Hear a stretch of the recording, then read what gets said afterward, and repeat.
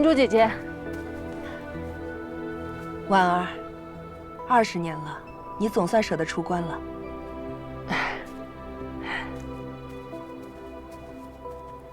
师姐，近来山下有什么新鲜事吗？太阳底下能有什么新鲜事？无非就是一些打打杀杀、明争暗斗的事。还好祖师爷立下规矩，禁止干涉世俗王朝，还是很英明的。是啊，有些人就喜欢把人生苦短挂嘴边。如果真给他们多活些日子，还真不知道会出些什么力气来。你呀，比谁都清楚，那怎么还下山去管那些闲事？魔道也好，邪修也罢，总是处不干净的。不如管好自己的修为，眼不见为净。师姐还真是淡定。只可惜我修的是素女轮回诀，讲究的就是顺心顺意，见不得不平事。我只好多下山看看了。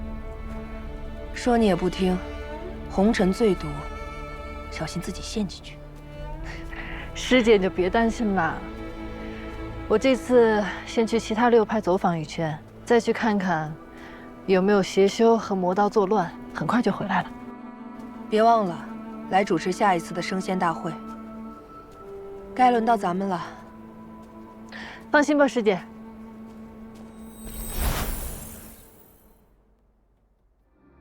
修仙者好像很少现身在世俗之中，他们平时都在哪儿？太南山谷真的有修仙者吗？我也想看看他们眼中的风景。佳人城以南百里的山谷，终年被云雾笼罩。这图上的太南山谷，应该就是此处了。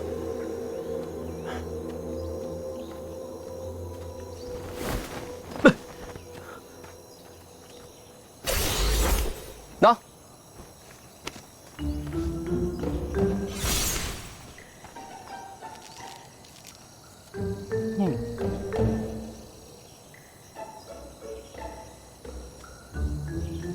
这位魏老山，道友怎么称呼？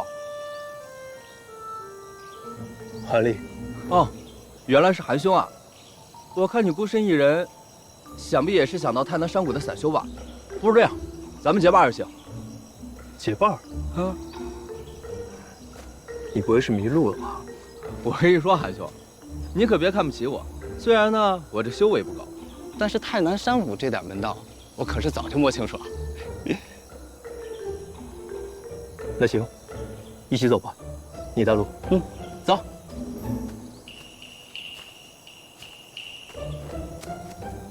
你刚说的散修是什么？啊，就是像你我这样，既不是偃月宗之类的7派弟子，也不属于燕家堡那样的修仙世家，总是独自修行，这就是散修。这人似乎知道不少修仙里的门道，或许可以问出点什么。万兄，你有没有什么办法破除眼前的迷雾啊？一看韩兄就是才成为修仙者不久吧？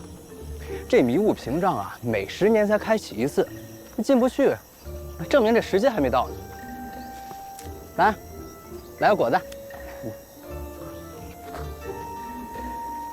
之前听人说，仙人不食五谷，餐风饮露吃石头，看来也不是真的呀。那个呀，是真仙人。你我这样的呢，只能叫做修士。真仙人呢，能与天地同岁。与天地同岁，难怪莫大夫拼了命的想要修仙。但是以咱俩目前这修为啊，充其量也就活个100年吧。100年不错了。把你请来，是有件事情要亲自问你。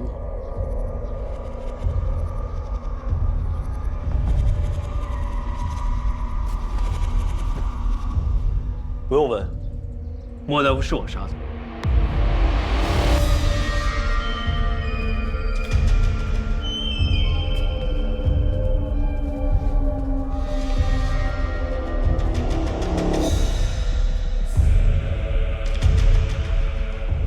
你倒是坦荡。他要杀我在先，我能做的不过是自保。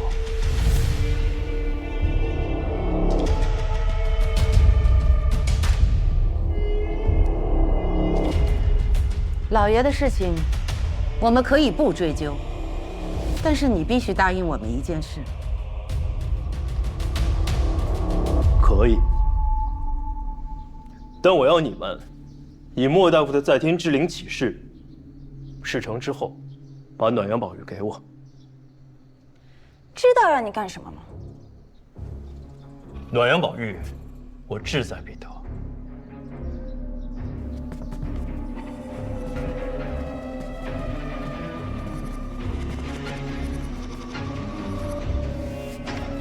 此人名叫欧阳飞天，平素作恶多端，滥杀无辜，近日还放出话来，要血洗我莫府。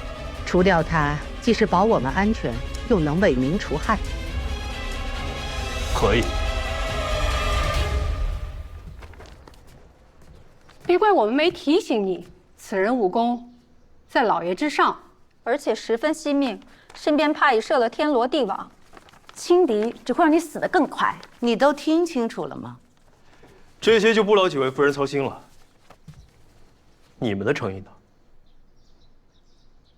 好，我们可以以王夫莫居人在天之灵发誓，如果你替我们解决了欧阳飞天这个最大的麻烦，我们便将暖阳宝玉给你。成交。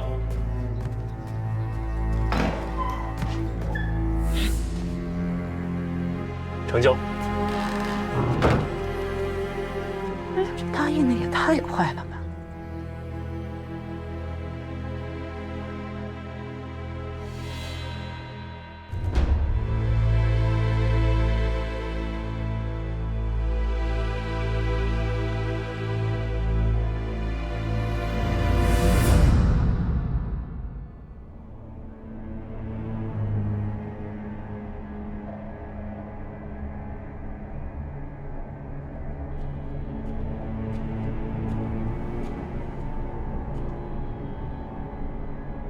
何方高人在此？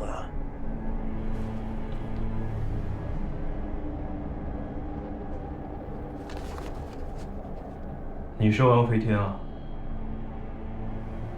此乃清净之地，不可造次。你身上杀气这么重，还说清净？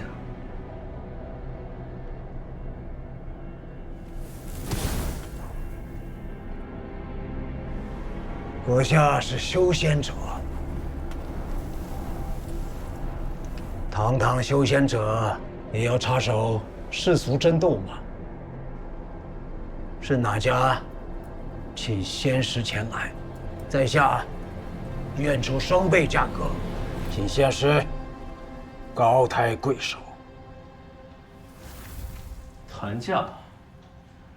我调查过了，你平时啊作恶多端，还想换回一条命不成啊？仙师又何苦为难我这俗人？我也曾多次派人去太南山谷寻访，却未曾寻得仙踪。今日得见仙缘，此事要与仙师好好结交一番。太南山谷，正是。自古以来，太南山谷就是仙人集会之所。传说在100年之前，还有人在那儿被仙家收入门下。仙师，请看，这就是太南山谷地图。若仙师想要，在下愿双手奉上。太南山谷，好像在哪儿听过。那儿会有其他修仙者吗？看来仙师对此不感兴趣，那不要也罢。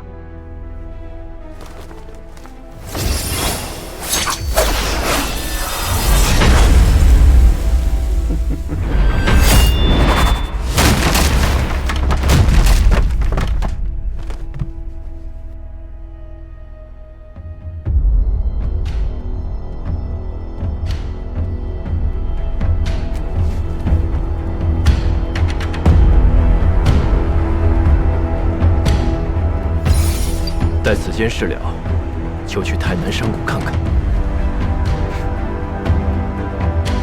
心有浮现难忘情，不如怀念。总说往事都如烟。不知不觉间，来神兽谷已经1年多了。张铁为了留下来，着实付出了很多。修习象甲功，要锤炼全身千百次，他全都忍下来了。师傅不许我做的采药、做饭这些杂活累活，也都落在了张铁身上。唉，等我们学成下山，我一定要对他好点儿。至于我，除了每日吃药打坐、练习口诀之外，就是用那些叫不上名字的名贵药材泡澡，也不知道有什么用。不过，师傅也教了我们读书、习字，为我们开蒙启智。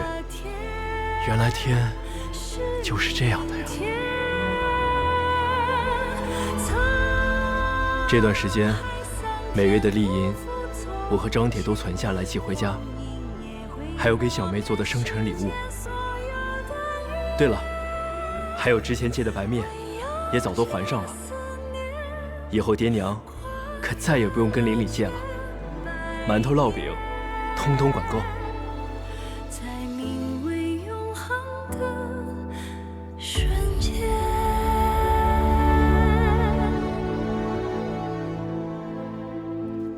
虽说师傅不让我多干活，但是一有时间，我就去周边的林中采采草药什么的，也是为了以后向他学习医术做些准备。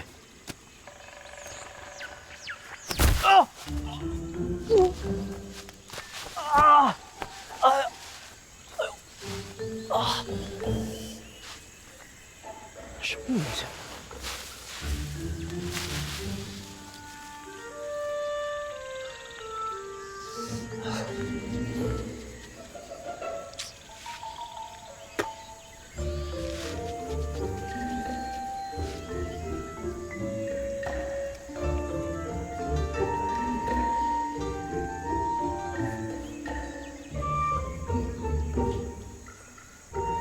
什么玩意儿？里了吧唧的。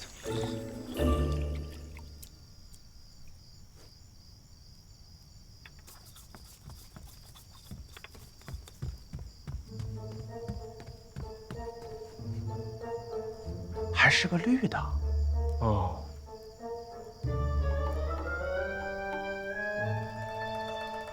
还挺漂亮的。这里边是啥呀？打开看看。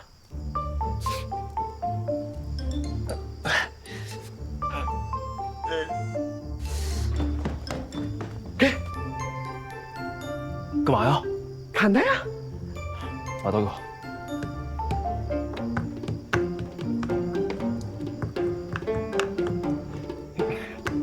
来，我看看，我看看，我看看。哎，这小瓶子是有些古怪啊，刀都看不开。不要！哎，别扔，留着有用，留着有用。好吧，好吧。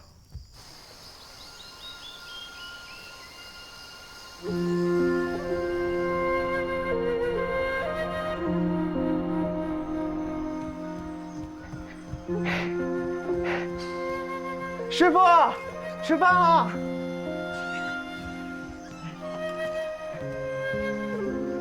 师傅，韩丽，吃饭啦！韩丽，来了，都是按照你菜谱做的，有鸭，有鱼，有红烧肉。好好，来，这定。来，红烧肉过来。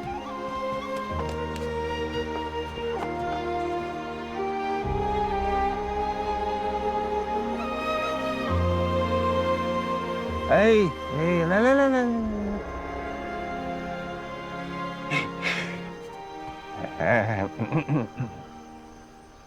韩丽，你吃呀。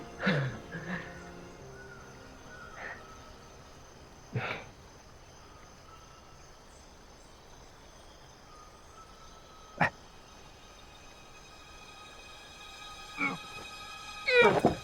韩烈，韩烈，现在出来干什么？回去，快回去！干什么？怎么了？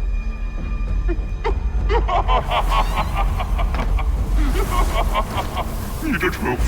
修行之人最忌讳的是什么呀？最忌讳的就是这些荤腥阿杂之物。这说明那孩子已经突破到第2层了。第2层，他入道了。上身。人家和你们这些凡夫俗子可就彻底不一样了。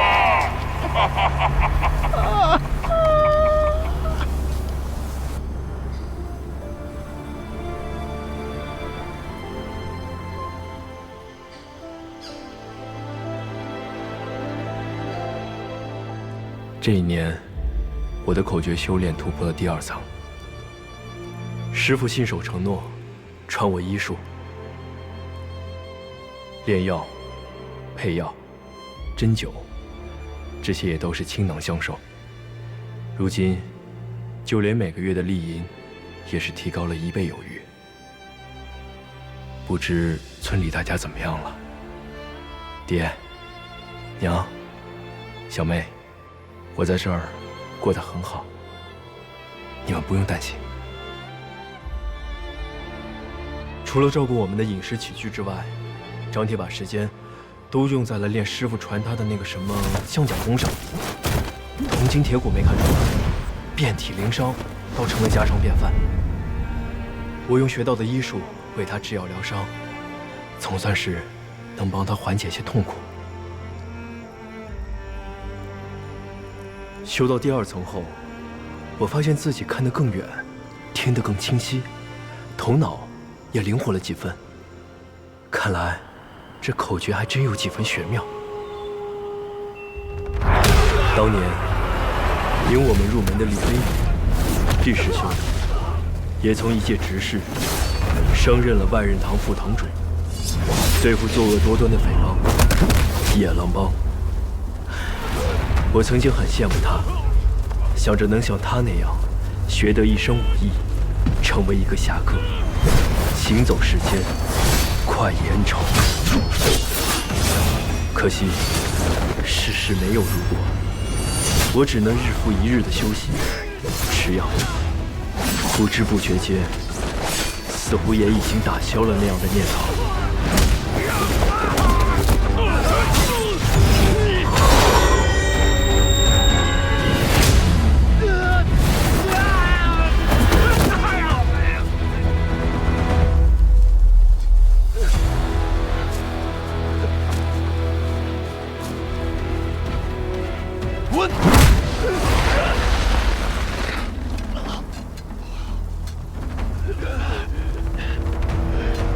回去告诉野狼帮上下，休想再踏入我七玄门一步，否则这就是下场。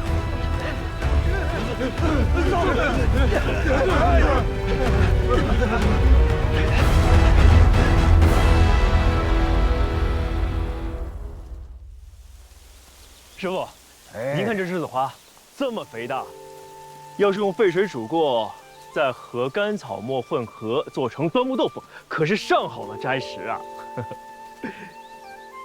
不仅草木可食啊，孩子，这天地间，岩石沙土，朝露晚霞，这一切通通可以服食啊。我最近一直在思考您给我的口诀。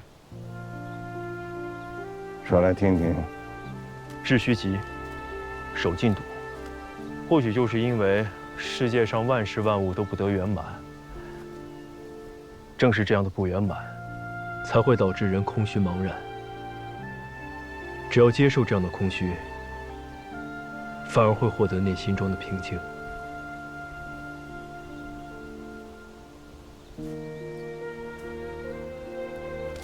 我是不是说错话了？以后只许采药，所有书籍一律不许再看了。为什么？这几个月修炼速度太慢，要不专心修炼，所有其他的事情一律与你无关。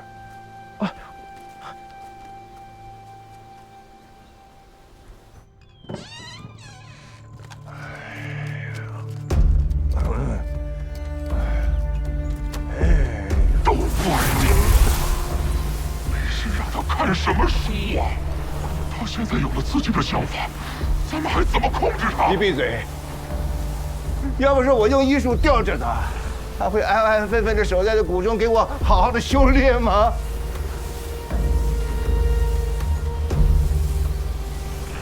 你是狗屁闲人，就知道啰里啰嗦的扯。要是闲的话，倒是丁晴的孩子啊！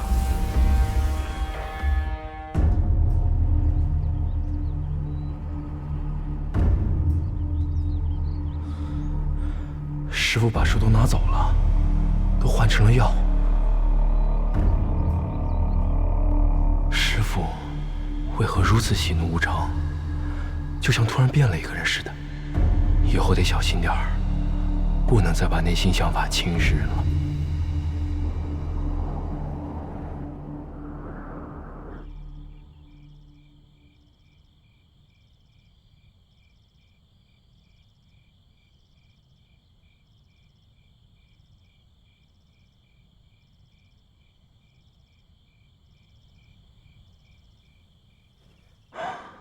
那口诀修到第2层以来，还从没发生过这样的情况，总感觉有什么不好的事情要发生。这是什么？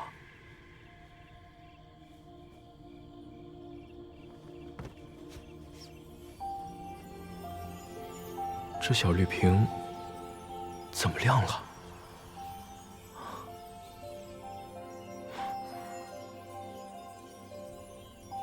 这东西竟然能吸收月光！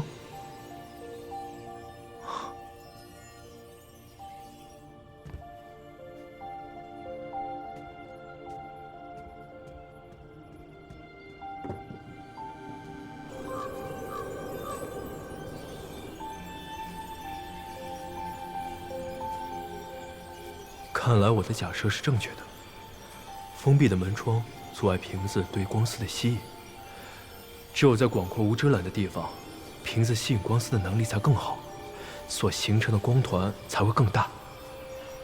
虽然不知道这些光丝从哪里而来，瓶子吸入这小光点又有什么用？但这距离揭开谜底，应该是近了一大步。只是为何还是不能打开呢？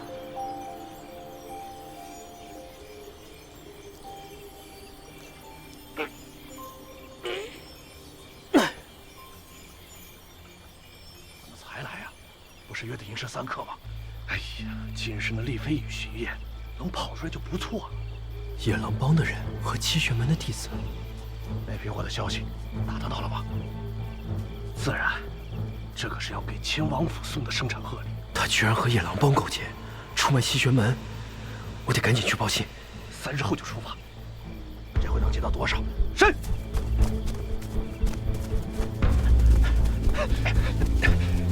你先回去吧，别让人看见你和我在一起。我去。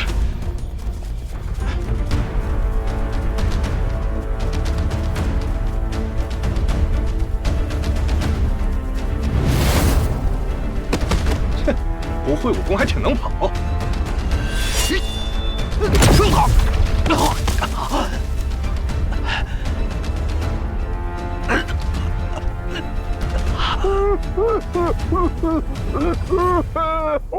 师傅，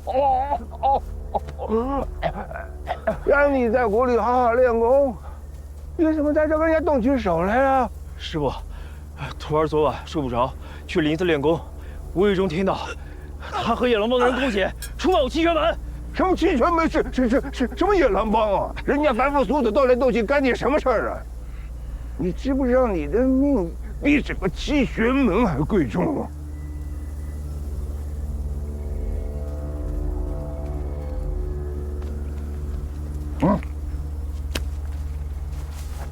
为师不会让任何人伤害到你。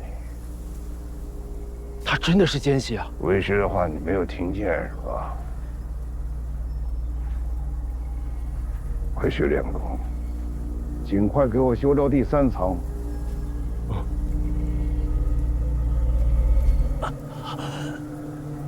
你们这些混小子从来没把老夫看在眼里啊！以为我怎么样行将就木，又聋又瞎呀？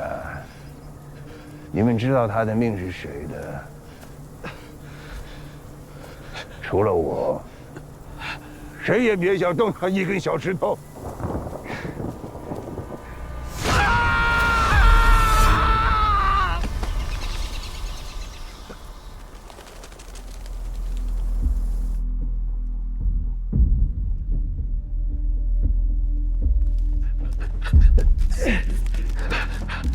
韩立，出事了！有个七玄门弟子从山上掉下来了。师傅杀的。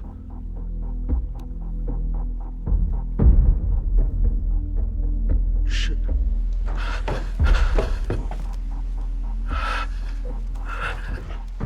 师傅，不会吧？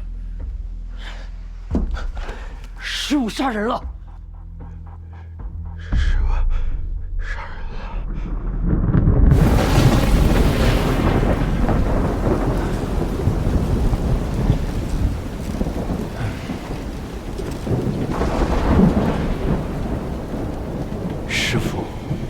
竟是个深藏不露的高手，他为何从不在我们面前展示？是刻意隐瞒吗？还是……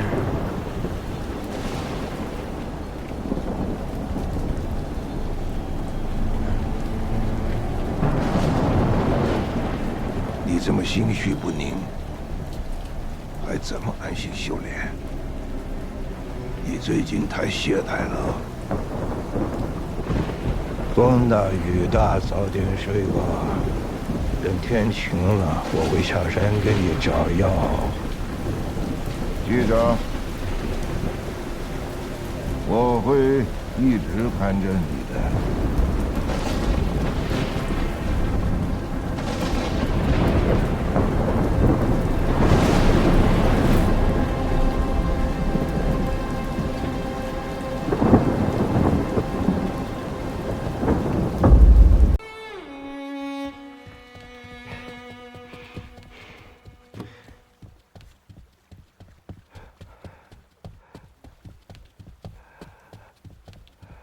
已经有戒备了，昨晚好不容易把他哄住了，若是他逃走，就完了。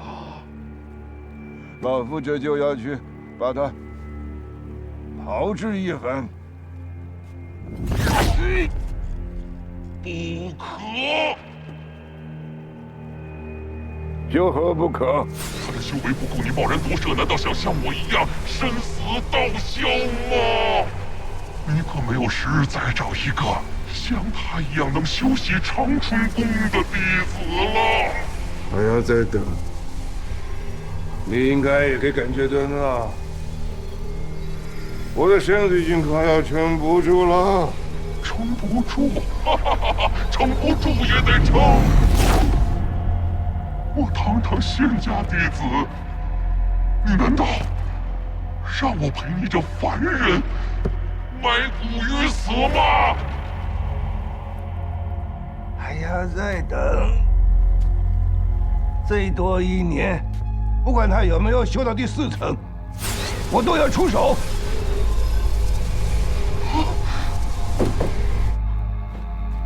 对。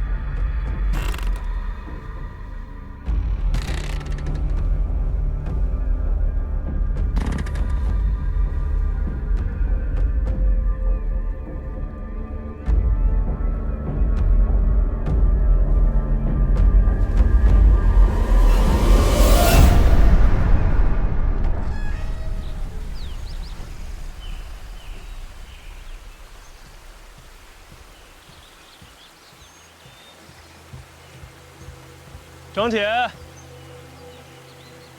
张铁，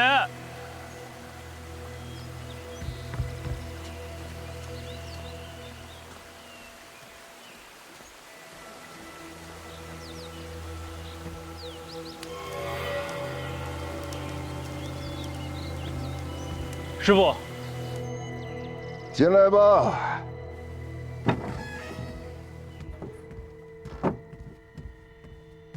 师傅，张铁呢？张铁，他没跟你说他下山吗？下山？他跟我要了10两银子，说要下山一趟。不可能，他去哪都会跟我说的。为师才刚刚跟你坦白一切，干嘛还要再骗你啊？张铁他不会不辞而别。就算他下山了，你也一定知道他的去向吧？你要是不说，我下山找他去。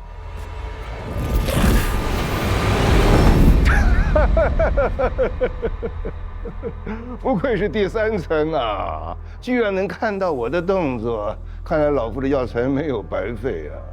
为师只是想替你把脉啊。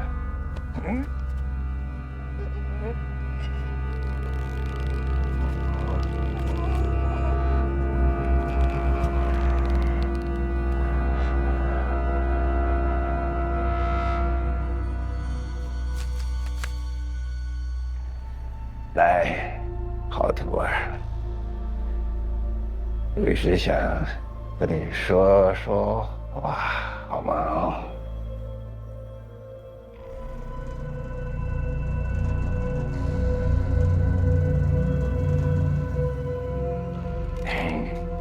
来，武松这些年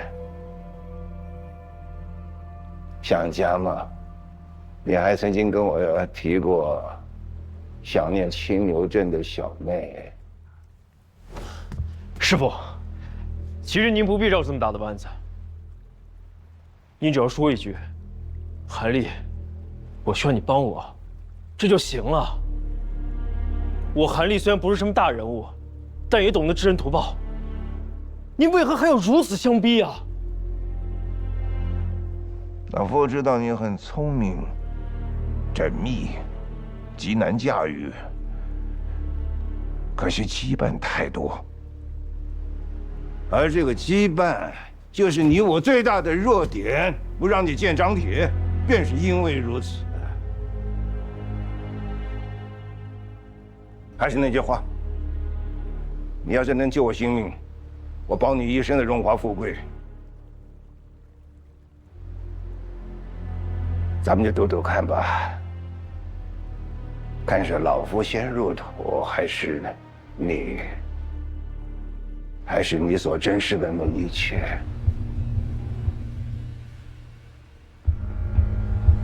好，1年之后我练到第4层，帮你解毒。您告诉我张铁的下落，还有，您带回来药草不多了，我需要更多。你只管专心修炼，药草的事情，老夫会下山为你解决。慢。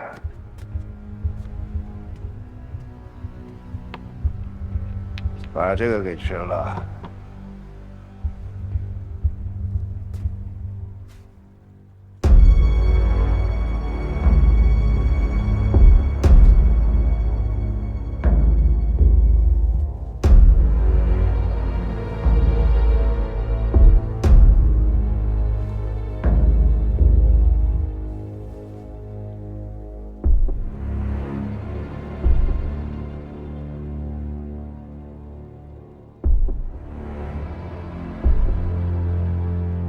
你也不问一问这是什么？何必要问？明年今日，希望您记得今天的承诺。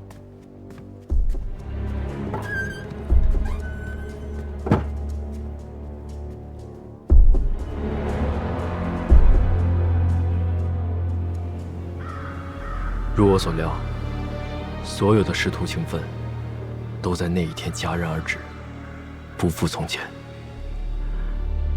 事到如今，莫大夫也放下了所有的顾忌，时常出谷去采药。只是每次回来时，生机都又减了几分。事情为什么会变成这样？又或者说，事实本就如此？之前的这几年闲暇惬意，反而像是假的。我试了很多方法，都解不掉他下的毒。看来只有修到第4层才行了。可是，这又谈何容易啊！张铁，不管你在哪儿，我一定会找到你的。话说这小绿瓶，也有段时间没动静了。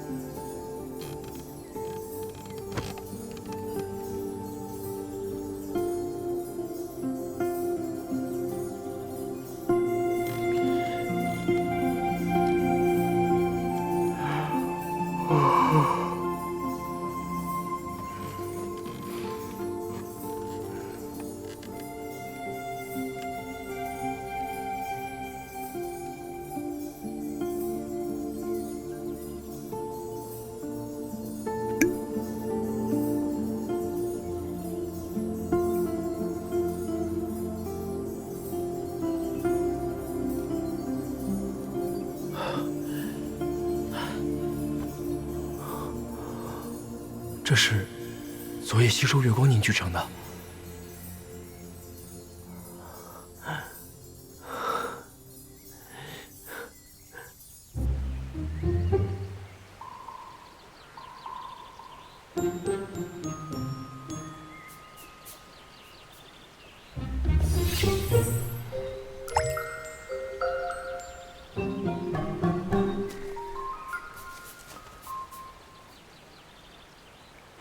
这东西能喝吗？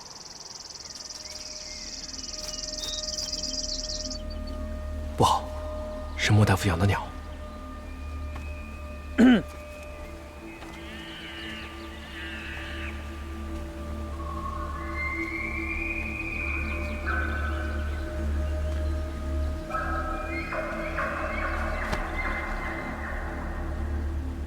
修炼呢，修炼呢，别看了。还不快走！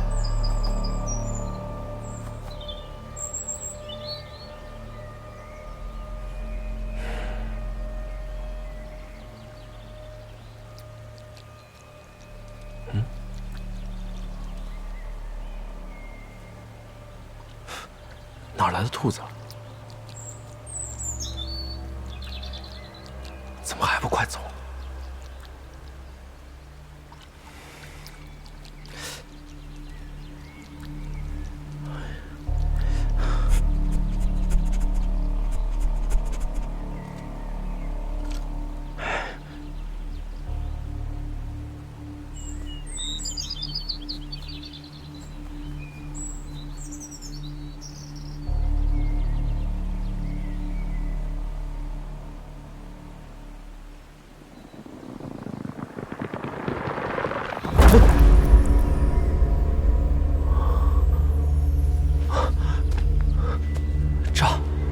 炸开了，是那只兔子。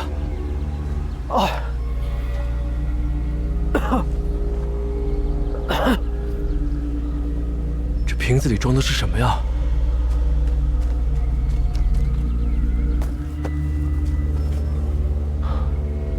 这是毒药吧？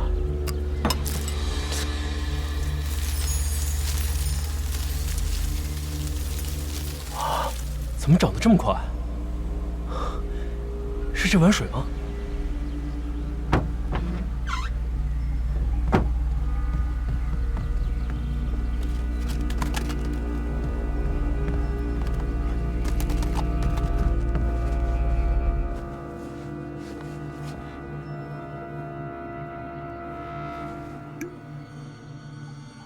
之前的稀释的都有此效果，再来试试原液。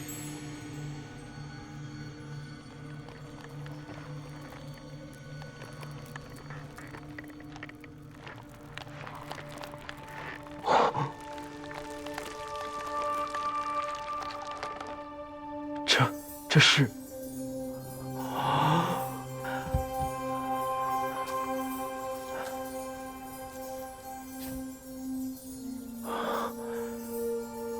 一颗普通的山参，一下子就有数百年的年份了。这灵液恐怕是和那几晚的异变有关。动物喝了无法承受，不过用它来催出这些药材，却刚刚好。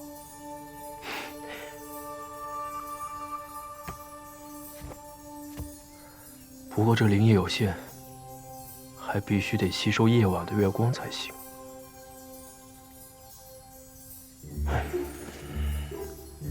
以后啊，还是要和上次试验一样，用水稀释一下，而且要找个没人的地方，大量配置，大量炼丹，大量吃药。这怕是我翻盘的关键了。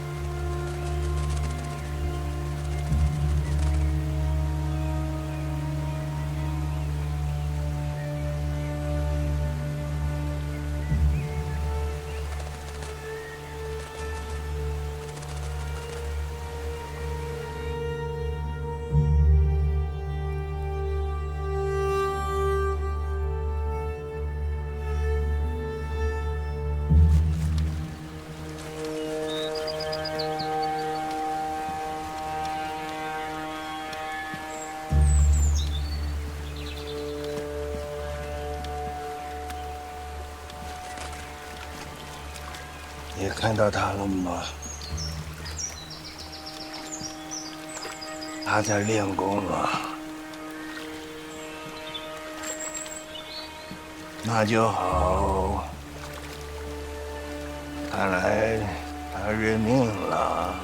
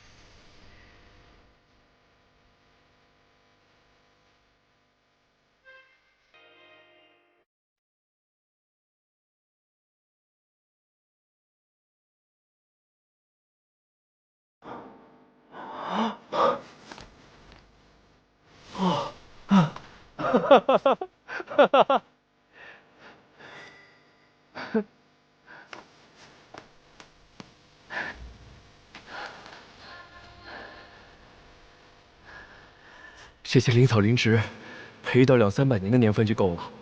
照着书中的丹方来制丹，吃都吃不完。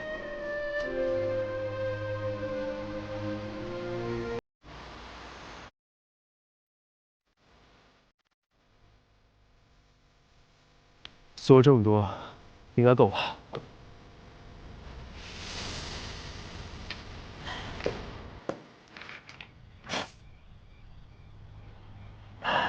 黄龙丹增强功力，金髓丸脱胎换骨，一起施恩，药力惊人。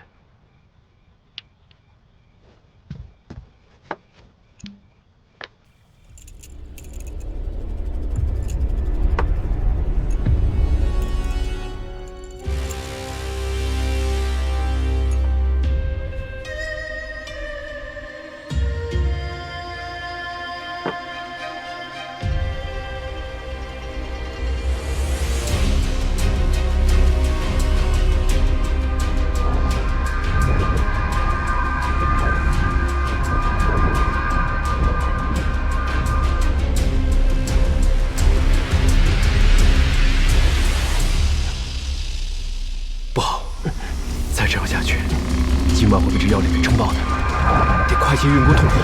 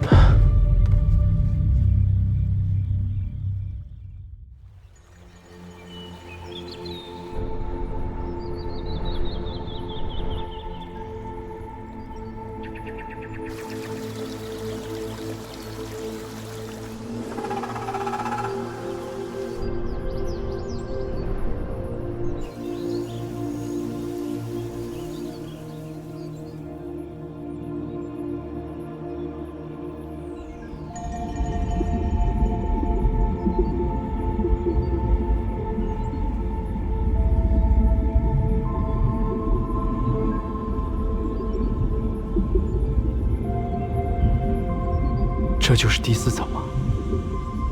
到了第4层，才能体会到这无名口诀的妙处，既能感知天地万物的气息。不行，仅仅感知还远远不够。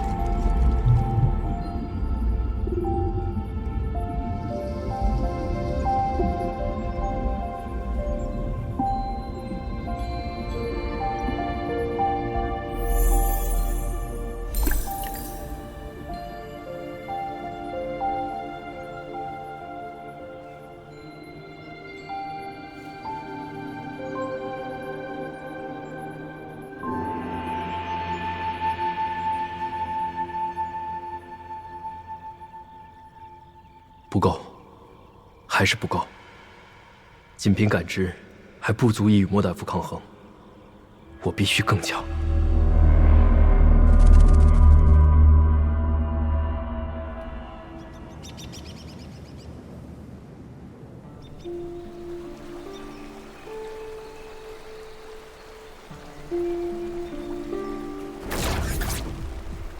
韩师弟久等了。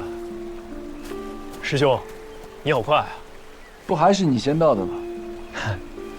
哦，这本狂蟒镜太刚猛了，不太适合我。有没有稍微轻柔小巧一点的功法？有倒是有。韩师弟，你老实跟我说，是不是得罪了什么人？若有人想伤你，你告诉我，我绝不让他欺负你。谁也不能帮谁一辈子吧。你学医，你师傅没教过你对付坏人，应该用毒才是啊。你说的对啊，这也是个办法。啊，不过制敌的手段总是不嫌多的。说吧，你想练什么？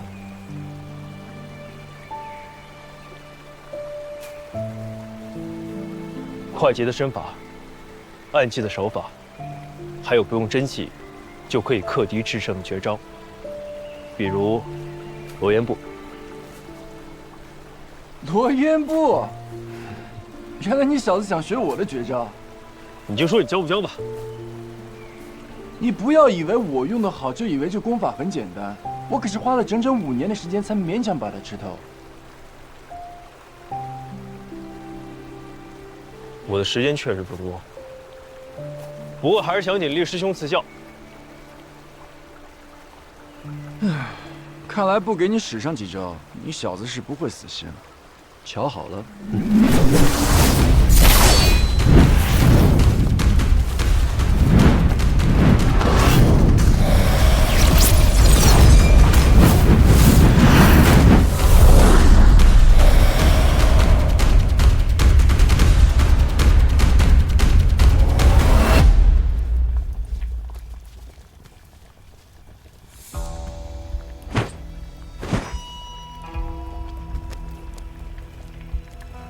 事到如今，我可不会天真的认为，修到第4层，给莫大夫治了病，他就会放过我。关键时刻，还是得有自保之力才行。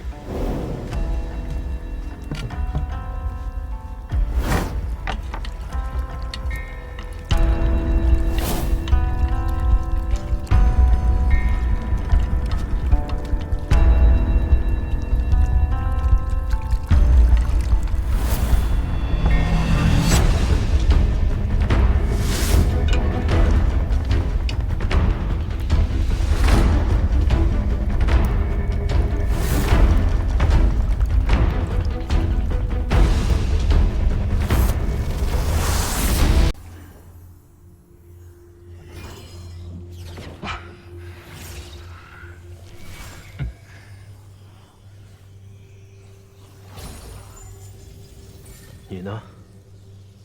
还有什么话要说？我叫于子彤，来自修仙世家。修仙者，还是个有背景的。听懂了。如果阁下能再帮我找一具肉身夺舍重修，我就将阁下推荐入我世家。他说什么你都别相信，速速杀了他。人参这把毒，就用之前你来对付老夫那玩意儿。在修仙界，有大家族做后盾，必定事半功倍。说。同样的话，你也跟莫大夫说过吧？那个凡夫俗子，怎能配跟咱们相提并论呢？啊？也是。不过他托我给你带样东西。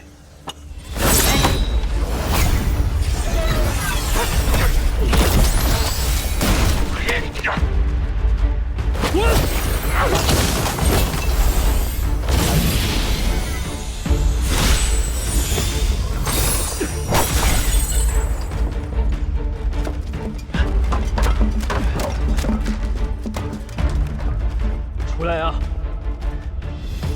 出来！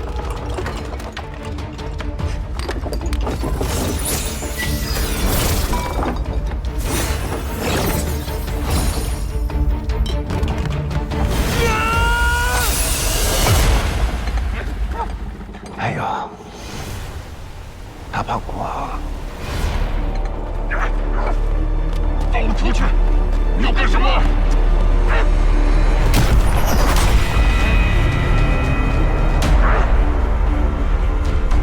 放我出去！快点放我出去！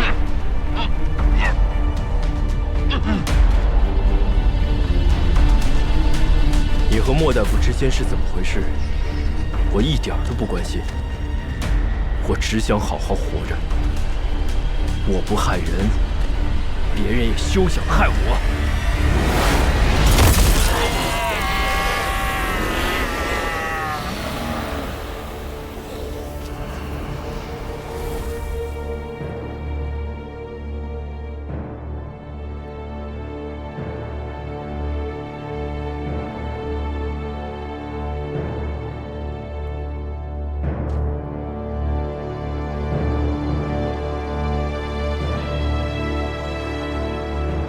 没有莫大夫的命令，这家伙果然是一动不动啊！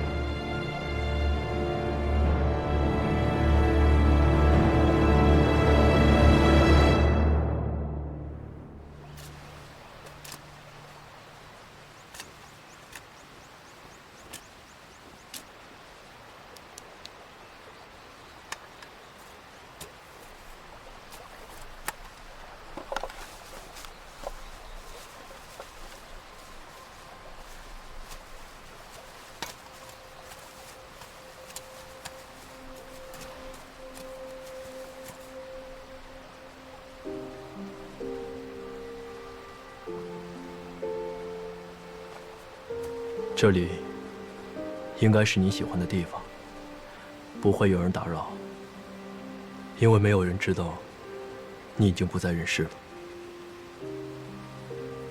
师父，你就在这儿踏踏实实的睡吧。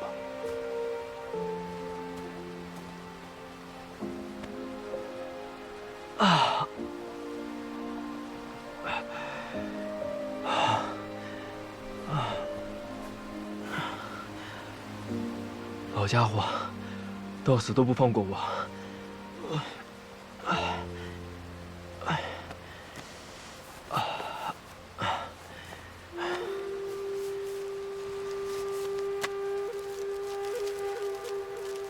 韩立徒弟，当你见到这封信，意味着老夫输了，你赢了，恭喜你。夺舍一事，实属无奈，时也命也。老夫既已身死，便不谈谁对谁不对的大道理，徒增笑耳。至于你所中的魔影手之毒，为是给你留了些解药，足够压制数月了。但想要根治，只有用我家传的暖阳宝玉。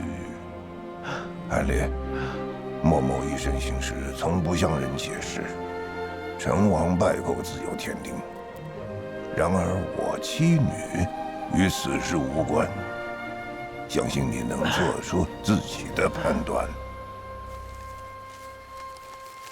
你不是一直问我张铁去哪儿了吗？可惜这世间再无张铁了。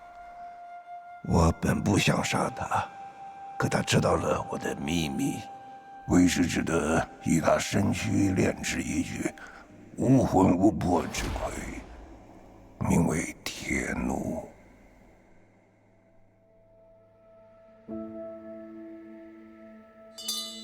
此人魁心神尽灭，文灵则动，龙血欲灭，人魁可遇。梦里有梦的碎片，血雪落在水中天。此去经年，步履流连，风景又浮现，难忘记，故如怀念。总说往事都如烟。二愣子该走了。铁王，俺有病，俺爹跟牛叔借了3碗面给俺烙的。二愣子，要不你穿吧，你穿好看，你2件换着穿。时过境迁，世间魂魄，一曲终了。以后就叫你去混吧。回首已在山巅，遗忘了世间是昨天，是明天。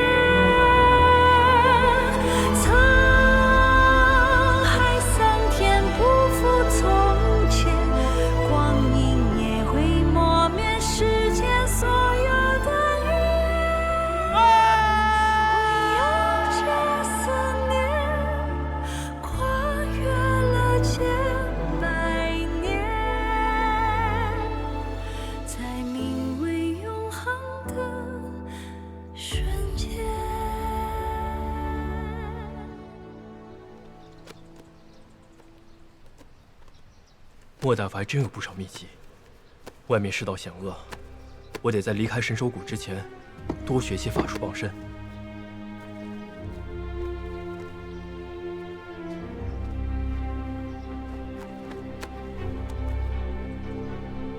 长春宫，原来这便是那口诀的名字。怎么只有一半啊？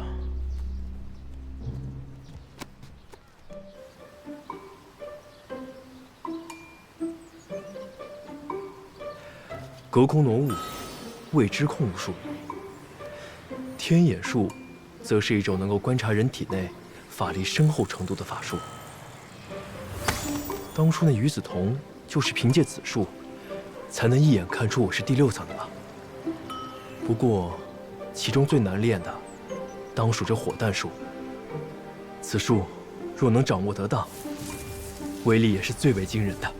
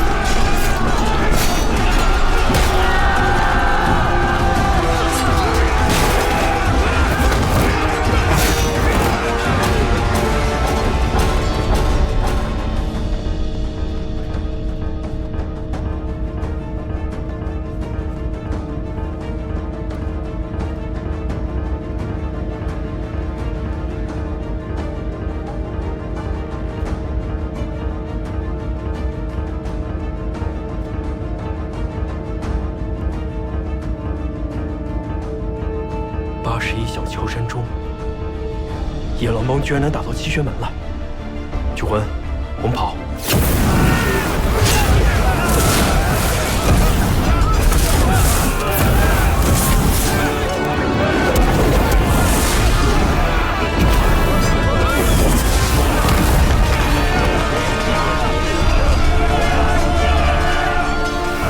被你们七玄门压制了这么多年，今天我要连本带利的讨回来！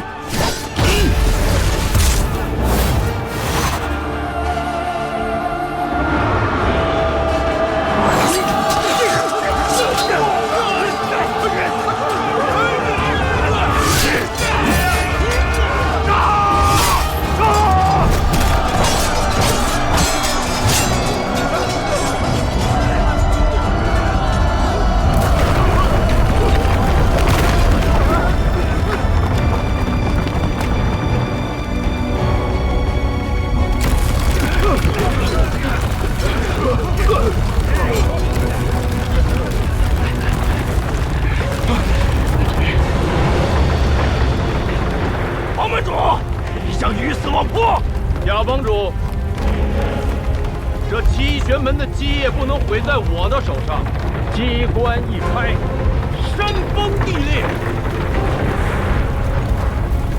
如若不想鱼死网破，不妨听我一言。王门主，你有何打算呢？停下机关再聊。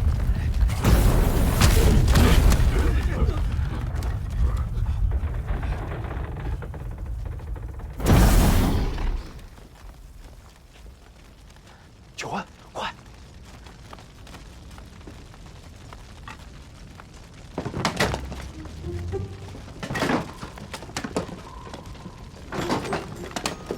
我来了，我来了，来，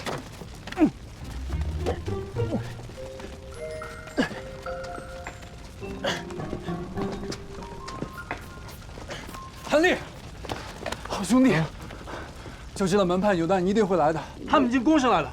快去守候甲门！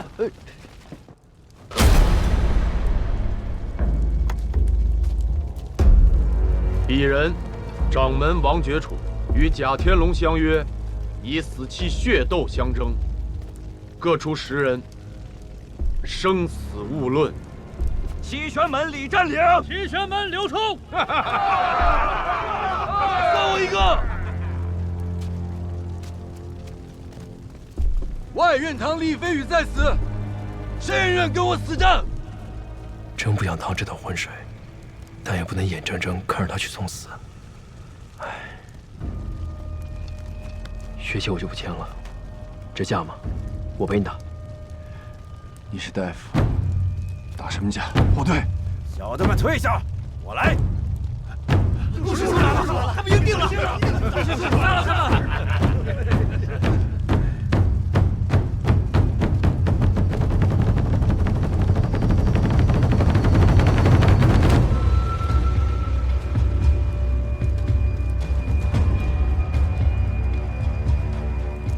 贾天龙，可是要戏耍于我？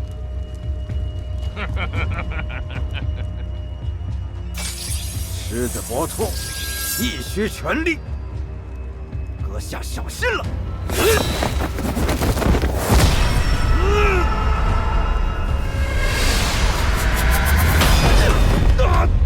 修仙者。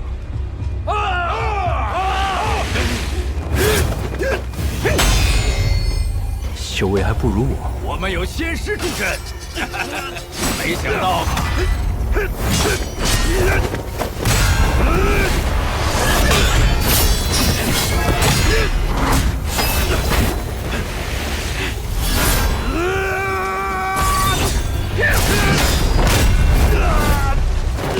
师叔，有人胆敢放肆！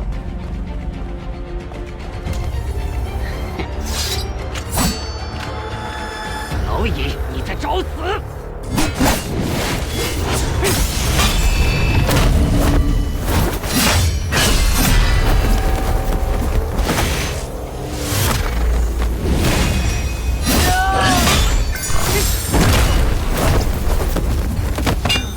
不自量力！今天你们都得死！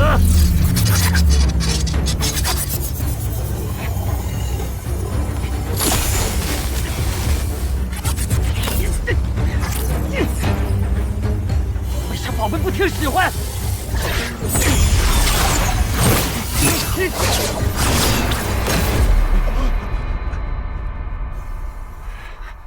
修仙者。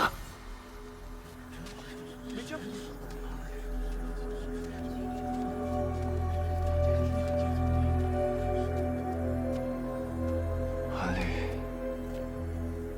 交给我吧。师兄，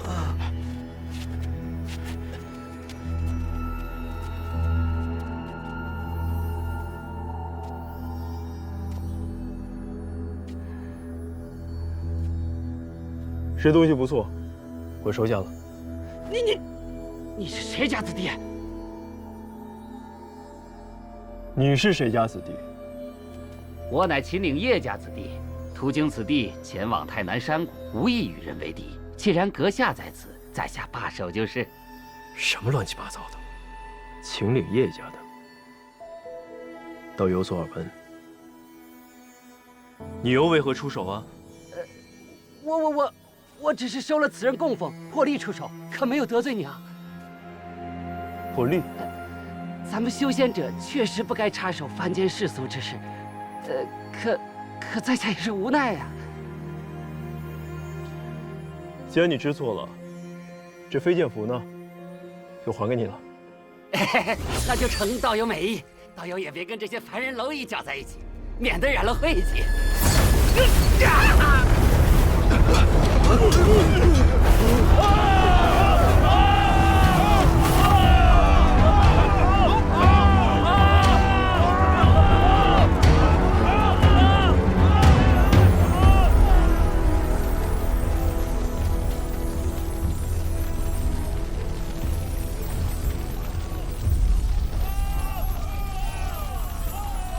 这什么宝贝？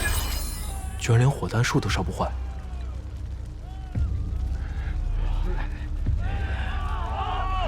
贾帮主，你要去哪儿啊？这位仙师，有话好说。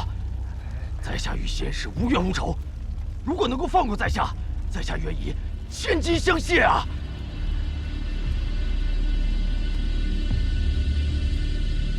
你平素杀人如芥，可想过会有今天？其他人也就罢了，只有你，我是断断不会放过的。你是自行了断，还是我帮你啊？野狼帮的弟兄们，杀！杀呀！杀呀！横竖都是个死案。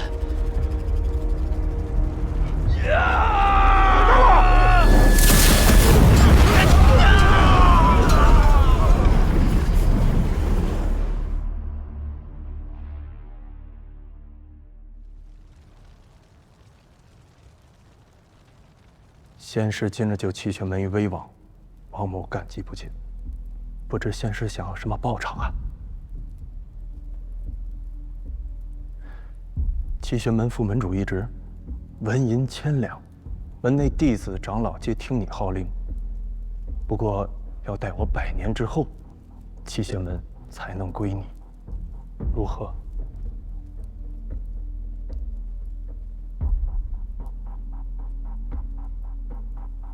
掌门还是把埋伏在后面的人撤了吧。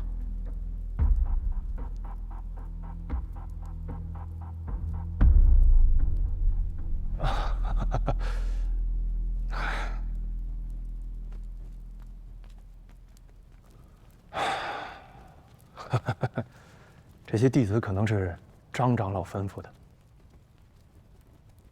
先师啊，王某绝对没有不恭敬的意思。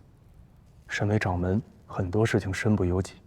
先师有朝一日开宗立派，便能理解了。王掌门放心，齐玄门呢，我不会久留他。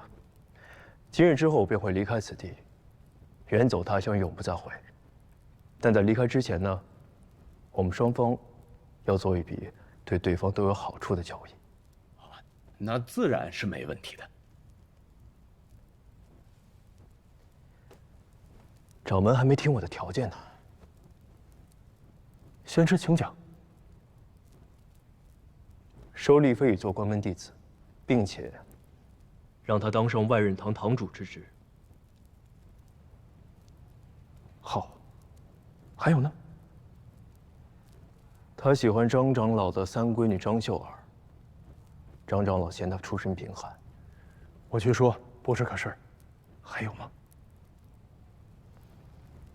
我有个三叔，是个万门弟子。我呢，便是他带到齐玄门的。之后他要是有事儿，还望掌门多多包涵。好说。韩某呢，也不会让掌门白做的。这个是稀世真药养精丸，你留着，可在关键时候救你一命。先师所说之事，王某全盘接受。韩离告辞。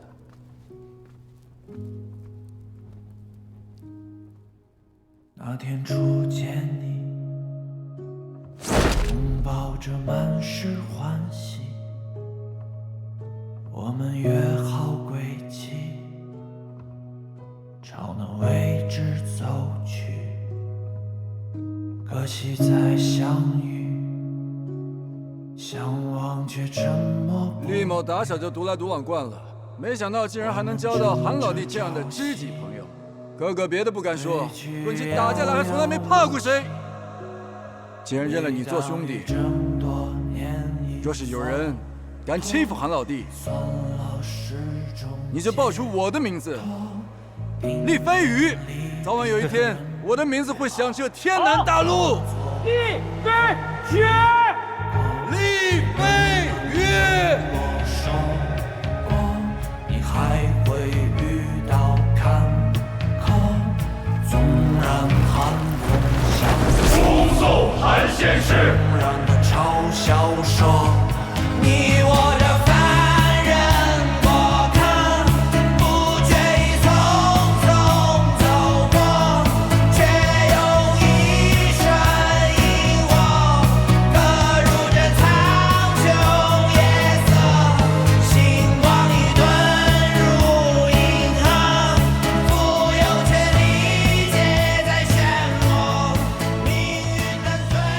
这回是真的要走了。海丽，钓上一条鱼了！好大的鱼！来，生火去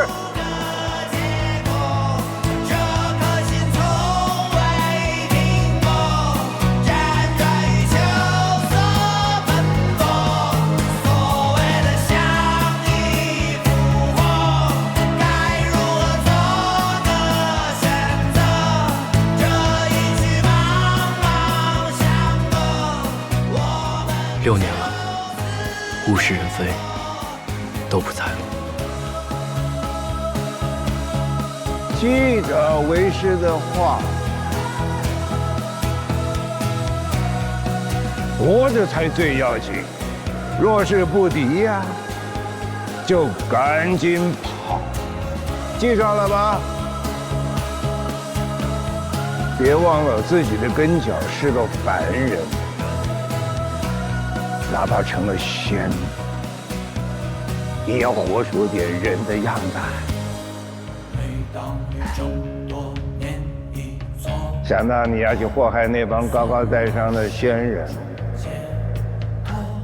老夫就想笑。您啊，就踏踏实实的去睡吧。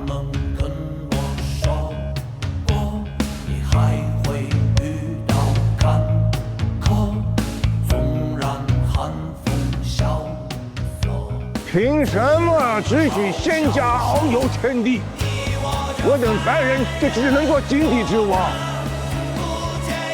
海丽，这世间许多好景色，你就替为师去看看吧。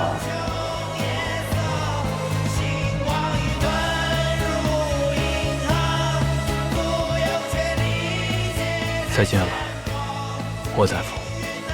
张帝，还有神兽谷。